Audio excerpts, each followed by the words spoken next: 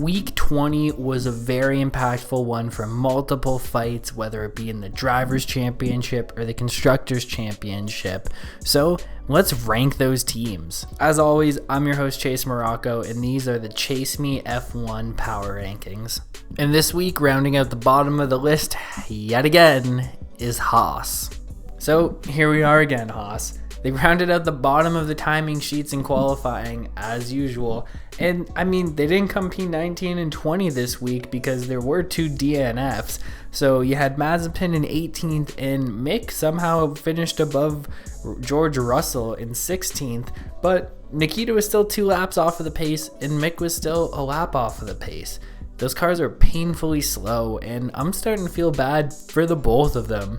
The bigger question, I believe, is how long Gene Haas is going to want to continue to operate that team and spend so much money for such an abysmal performance. But those are questions that we're going to have to ask in the offseason, and that's why they're rounding out the bottom, as always, here in number 10. This week, in number 9, we got Williams. This is definitely a weekend to forget for Williams. They were a team that was definitely on the up and up and looking like they were performing better every week. And this weekend, one that they're probably going to want to brush off and forget happened. I have no idea what happened in George Russell's race, but he finished behind a Haas, and that's like the worst thing that can happen in F1, to be honest. And then to address the maple syrup covered beaver in the room, there's Nicholas Latifi's pit stop strategy, which was go big or go home, eh? And he went home, eh?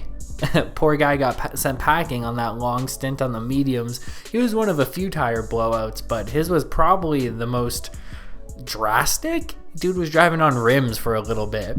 But that's the long way of saying Williams definitely had a weekend to forget, and hopefully for the next 3 races, they can really pick it up. This week, dropping to number 8 is Alfa Romeo. This isn't a joke or anything. Alfa Romeo had such a forgettable weekend that when I initially recorded all of this, I forgot to record Alfa Romeo's blurb. That's the best way to describe their weekend. Forgettable.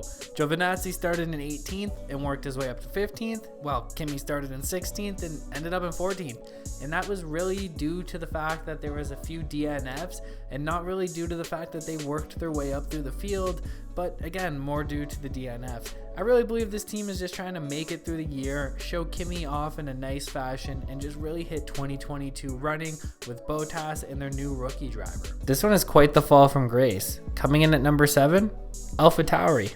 This one is all about opportunity lost.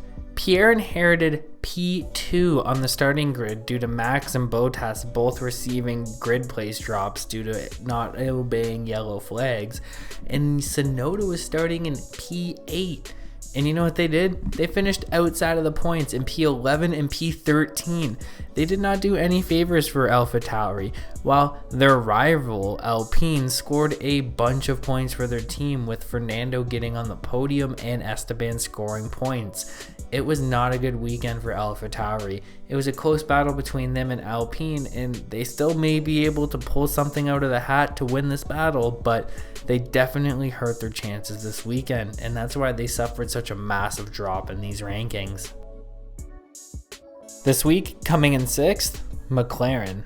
McLaren went into the race with some pretty good prospects. Lando Norris was starting in 4th, and Danny Rick was starting all the way in 14th, but they have a great package and great drivers.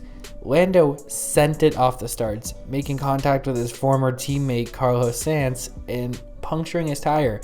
He was able to limp the McLaren all the way around to get a new tire and ended up salvaging his drive all the way to P9 for 2 points.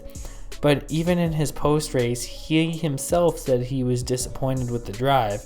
And Danny Rick came in 12th. He did jump up 2 places, but again, not a great drive for the Australian. And that's why the team themselves dropped down to 6th. Coming in number 5 this week is Aston Martin. It was a double points finish for my boys in green this weekend. I loved to see it. Lance made it all the way up to 6th, and Seb rounded out the points in 10th, and that's great.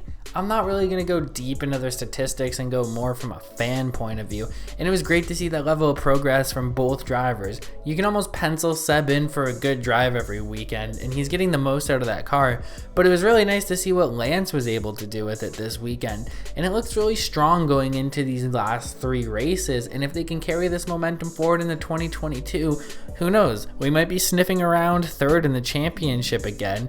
Even if that means we have to paint the car pink again, I would personally be down. This week coming in 4th is Ferrari. Ferrari didn't necessarily have a bad race, but they didn't have a great race either. Carlos Sainz started in 5th, which was a great opportunity to make a good impact on the race and score a good amount of points, but he dropped all the way down to 7th. While on the opposite end of things, Charles, who started in 13th, worked his way up to 8th. So the good cancels out the bad, and it was just kind of a meh weekend. There was a few other teams that I believe had more impressive performances, and we're about to talk about them. And kicking off the top 3 this week is Alpine.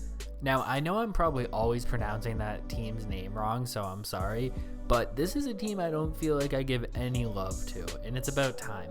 They had a great performance. Fernando came in 3rd. That's a great sight to see Alonso on the podium again. It's been a minute, and the last time Alonso was on the podium, Max wasn't even in F1. And then you have Ocon coming in 10th, so they scored a massive amount of points, getting a good lead on ALFA TAURI with 3 races left. So they had a great performance. There wasn't much more they could have done. Yes, Fernando inherited that position, but he held on to that position, and that's what counts, and that's why they're in 3rd. Coming in 2nd this weekend is Mercedes. While some of you may find it odd that I'm putting a team that only had 1 car finish the race in 2nd, hear me out. It was a brand new circuit that they've never raced at before. They didn't have a lot of data other than what Pirelli was giving them, and we all know how Pirelli's been recently. So I'm giving them a bit of the benefit of the doubt, and it was poor Bottas as always. And until that point, Bottas was actually charging through the pack, which is kind of un-Bottas-like.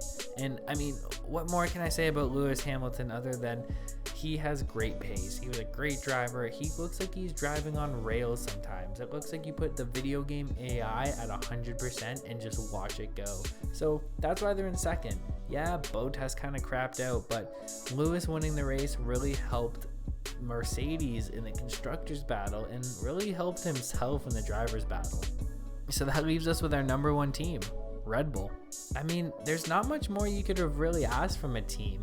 Mags got a grid place penalty, maybe not justly deserved, but that's a conversation for another day, and turned that into a podium. He came 2nd, really salvaging his battle with Lewis in the Drivers' Championship. And then Checo, who didn't even make it into Q3, started in 11th and really battled his way through the field twice and came in 4th to really help secure a lot of points for that battle in the Constructors' Championship with Mercedes. So both drivers played key roles in what they're there to do, and yeah, I just don't know what else to say. It was a great drive from that team, and they really deserve to be the number 1 ranked team this week. So those were my power rankings after the 20th round, the Qatar Grand Prix. God, there's a lot of races this year. But as always, I'd love to know what you guys thought about my power rankings down in the comment section below. As always, if you like what I'm doing here, please smash that subscribe button. If you could, please hit that like button and feed the YouTube algorithm gods and help me get this out in front of more people. As always, I've been your host, Chase. This has been Chase Me F1, and until next time, I'll see you later.